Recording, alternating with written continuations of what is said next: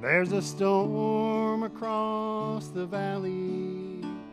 The clouds are rolling in. The afternoon is heavy on your shoulders. There's a truck out on the 4-lane, a mile or more away. The whining of his wheels just makes it colder. Welcome to Community Forum. My name is Priscilla Almquist-Olsen, your host, and today is July 7th, 2022. Yes.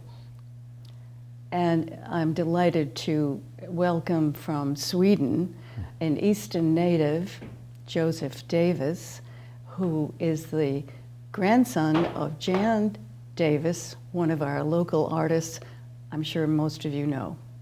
So welcome. Thank you. Oh, should I say välkommen? Tack så mycket. Ja, det är ingenting att tacka för. And we've had a lot of fun, Joe and I, corresponding in Swedish, because my Swedish isn't bad, is it? No, your Swedish is great. Thank you. But yours is magnificent. Thank and, you. Yeah, and it's so magnificent that he has written books in Swedish for young people, youth, teens, I assume. Is that correct? That's the main target audience, although they're also read by adults as well. So I would say ages 10 and up, approximately. Yeah, and it has a real Harry Potter influence, doesn't it? Well, a tinge. You know, Well, anyway, that was my opinion when I read sure. it. So, one of those books he translated into English, and I'm going to show you this right now. And it's called The Darkened Star, and it's a great read. I read the whole book, very good. Thank you. And it's just so intriguing and imaginative, and also very human. And so it touches one. The characters especially are very easy to relate to, and one has a lot of empathy, I would say. So, tell me how you ended up in Sweden. Yeah, well, I started living in Sweden back in 2010. I was working as a youth leader at an international church in Gothenburg, which is called Fishers Creek International Church. And how long have you been in Sweden? Since 2010 now, so that's 12 years. My goodness, okay. Time flies. You have really perfected your Swedish. And you did Thank you. that because you were meeting many Swedes, and part of your job was to relate to Swedes, right? I actually studied Swedish before I moved to Sweden. So at university, I majored in Swedish language and youth ministry and theology.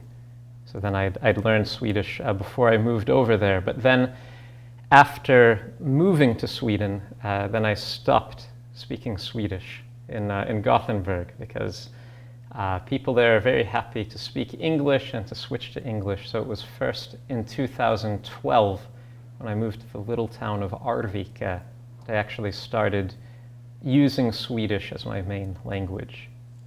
Yeah, okay. Well, Arvika is a wonderful little town. I've been there. It's in the province of Värmland. Yes. And so, and I've been to that restaurant that you identified. Yeah. You remember? Yeah. Was that the Gate Gästgiveri? Yes, Yeah. correct. Nice place. And it's so typically Swedish. There are two items on the menu, a fish dish and a meat dish. And then you get up and serve yourself in this big salad bar with all kinds of great stuff, and drinks. You serve yourself, and then I think the dessert is served at the table. But it's wonderful food, and homemade bread and so forth. And this is not uncommon in Sweden. Okay, so one can find this everywhere. And the prices are usually very reasonable. Yeah. So you started speaking more Swedish in Arvika, and Yeah. what were you doing in Arvika? So I started working as a youth leader in a Swedish-speaking church there, kind of making the transition from the English-speaking international church to the local church, which is then known as Missionskyrkan. It's now known as Ekumeniakyrkan. I worked there for about 6 years, and during that time I had a student who got injured in a skiing accident with school, and so I actually wrote my first Swedish fantasy book for him to read aloud to him in the hospital as he was recovering. He's recovered. I'm very thankful to say that he can walk and run and all that kind of stuff today, so that's good. So that was the impetus. Yes. A skiing accident, and you were doing a loving act by writing this book to make him happy and pass the time and so forth, and giving him a fantasy to dream about. Yeah, so he was in the hospital for a really long time because it was a bad break. So he was actually like in a hospital bed for about 1 month. So then I would go there regularly. The hospital was in the neighboring town, and I'd write like the next chapter of the story. And I wrote kind of this humorous story. His name is Marcus. So my first book is about a young man named Marcus who's lying in a hospital bed after a skiing accident, and then he's kidnapped from the hospital to another world where they think that he is the prince who's disappeared and he's supposed to come back and save the people, and they don't want to listen to any of his excuses that he's not. But yeah, there's a lot of humor in it, and then there's a lot of like just things about perseverance and dealing with hardship and stuff that I hoped would encourage him. But he enjoyed it, and as I said, he's recovered now, which I'm very thankful for. So your book served several purposes, not just to entertain, but also to provide some guidance for young people, to say that perseverance and sticking to it and not giving up is a worthwhile goal and value. Yeah, that first book, Marcus of Trollerian, that was a big theme, was persevering through hard times. Right, great motif. Okay, so how many books have you written? That is a very good question. Let me think for a moment. Hold on. So there's 3 books in that series, Marcus of Trollerian, and then there's kind of a sequel series to that with 2 books, so that's 5. This series, Adventures in Thousand World, this is the English book, but in Swedish there are 3 of those books, and then there's actually a 4th one, which is an anthology, sort of based on this series, Adventures in Thousand Worlds, with poems and illustrations created by young readers who won an international competition, who'd read the book in Sweden and in England and in the United States.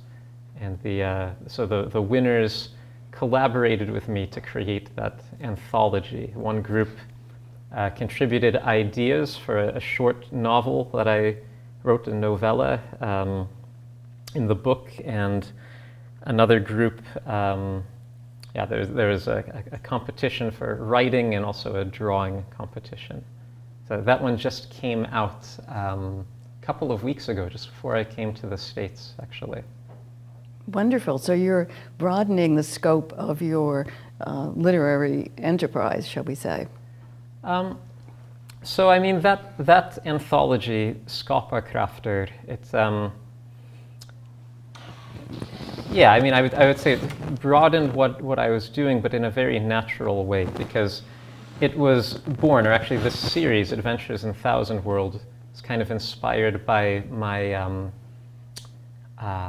my encounters with young readers as I've traveled around Sweden as a speaker, guest lecturer, teaching creative writing in schools and talking about creativity with them and seeing what they write. And So this book was kind of born out of that idea that everyone is creative, which has influenced the kind of magic system and the plot of this, that magic in this is sort of based on creativity. And then to be able to then invite the young readers into the series, to allow them to contribute and to actually become published authors and illustrators, it was kind of like taking the idea full circle. Like, you are creative, and now the world can enjoy your creativity. So have you seen any young readers who have started writing their own stories? Yeah. So it's, I mean, when I do these writing workshops, I'll often hear from the teachers afterwards, oh, this student, like we could never get him to write anything, and now he's just like so excited about writing. He's got this story idea that he's just got to get it out on paper. And oftentimes, before I meet the class, the teacher will talk to me and say, this student and this student and this student, like, they really want to become writers, so they're going to have a lot of questions. So maybe you could stay afterwards and talk to them. Yeah. Wow. Okay, so you were invited here by the Ames Free Library Yes. to be the author in residence at Queesit. Yeah. And have you given your writing workshop already? That's tonight. Tonight? Yeah. Okay, so if anybody's here listening to this, it's July 7th, Yeah. tonight, and I'm sure that they have advertised online. 6 p.m. to 8 p.m. 6 to 8? Yep. Okay. And then I understand that you are going to have a book signing event. Yeah. When is that? Oh my. I think it's July 14th, isn't it? I think it's the 12th. The 12th. Okay. Sometime in the afternoon on the So 12th. one can perhaps. go. Okay, so one can go on Ames Free Library's website. Just type in amesfreelibrary.org, I believe, and you'll find the event schedule, and you'll be able to find Joe Davis and the book signing. And you're going to be signing the Darkened Star. Yes, that's correct. And how much is it being sold for? I don't know. Sorry. Oh, okay. All right. So I hope that you have a lot of young people who will attend, and especially tonight. And how do you, as a former teacher of creative writing, I'm interested in knowing how you approach the subject. Well, it sort of depends on my audience. Like, if I'm visiting a school, then oftentimes there will be a lot of students there who believe that they cannot write, which makes them believe that they do not like writing and do not want to write. So my first job is to convince them that they are creative and they're able to write. So I do a series of writing exercises, starting with something simple to just demonstrate to them, like, you are creative. You can come up with new things. You can create a new world by putting your idea on paper, and I can come into that world by reading it, and you are then an author. So I do a lot of simple writing exercises that sort of build in intensity until by the time they're done, the students have created a main character with a goal and a kind of basic outline to a story, which they could then write. And then I do a lot of physical comedy in my writing workshops usually. So I'll do some somersaults and pratfalls, and I do this table jump toward the end where I'll select the student who seems to be most interested in something other than the lesson, like maybe they're on their phone or something. And then as I'm delivering my last 3 points, I will jump up onto the desk of that student and talk from there, using it kind of as a stage. And I've perfected this table jump so that I can do it up onto like any kind of table you might find in a Swedish school. It's all very, I've calculated the angles and to land in exactly the safest possible way. But I was in one school in Norrköping a couple years back, and there were these two sixth grade girls sitting at this table together, and they'd kind of, what should I say? So they messed up my plan for the table jump because they'd put a pencil sharpener right on the spot where I wanted to land, which meant that in order to jump onto their table, I had to kind of adjust the arc of my jump and get over the pencil sharpener and then land in the middle of the table with a bit more force than I usually would. And so these two girls, they're sort of chatting with each other at the end of the lesson, and then suddenly this crazy American fantasy author comes flying over their pencil sharpener, lands in the middle of their table, breaks it clean in half. They're like wide-eyed and screaming. It was an unforgettable creative writing experience for them. I offered to pay for the table. The school was kind enough to say I didn't have to. And then this little boy, he came up to me after the lesson and he said, "Could you please come back here every Friday and break one table each time until the school runs out of tables, and then I don't have to come back and study here anymore." Oh, that's so funny. Yeah. Now, what was the effect of that jumping on the table? What did you want to accomplish? So what I wanted to accomplish was not actually terror, as I accomplished that time. The purpose of jumping up onto the table was my writing lessons are sort of calculated to change format or have something unexpected happen about every 5 or 6 minutes or so, to keep people engaged and kind of give them a different sort of experience. Because I mean, a lot of inspiration is based on experience. So I try to allow them to experience things that they would never experience in a classroom otherwise. And one of those things is the teacher jumping up on their table in the middle of the lesson. Usually works well. The children love it, except for those two girls, quite understandably.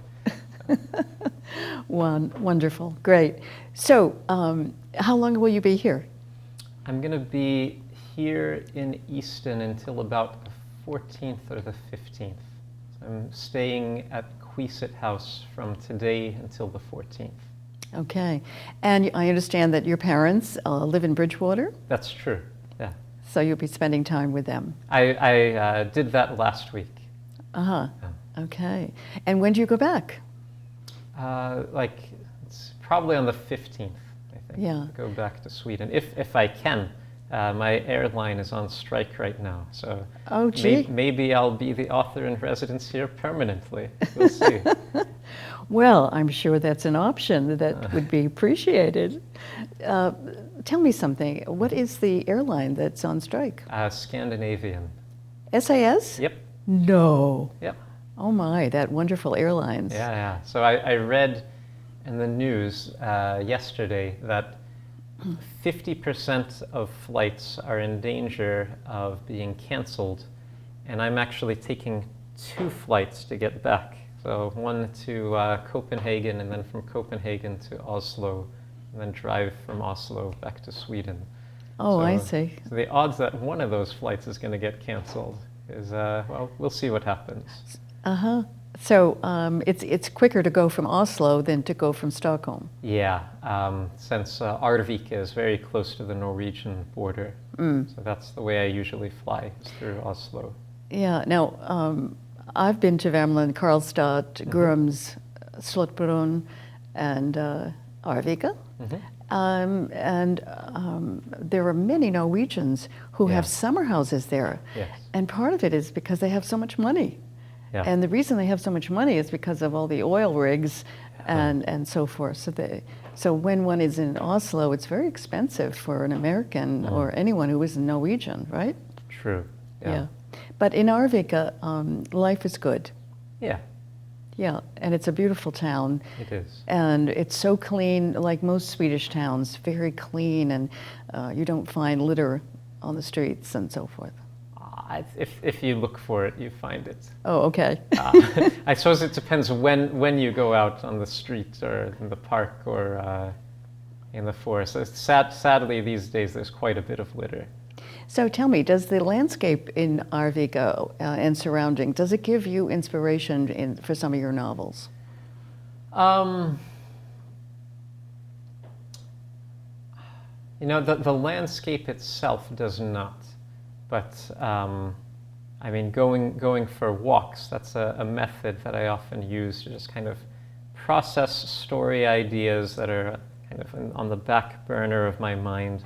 Let them simmer a bit as I walk, and sometimes as I'm as I'm walking through town or traveling by train or something, sometimes I overhear snippets of conversation or observe people saying or doing interesting things that might give me an idea for a story. Great. So it must be wonderful to be home to see your parents and your grandmother. Yeah. And do you have any friends? I mean, you grew up in Easton, right? I was did. it Bridgewater? I grew up in Easton. You yeah. did. Wonderful. And do you have fond memories? Yes, it's a beautiful town. Yeah. Have you kept in touch with any of the friends you made in high school?